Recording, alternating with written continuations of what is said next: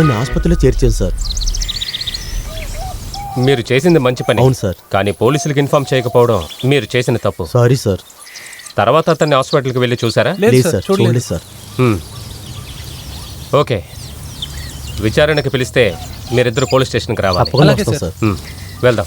వెళ్దాం sir.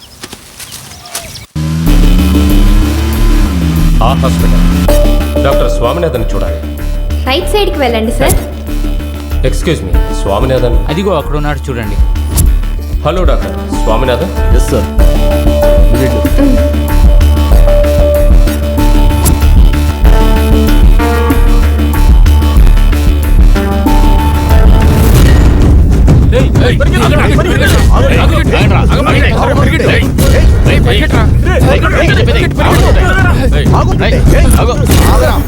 Sir వదిలేండి sir.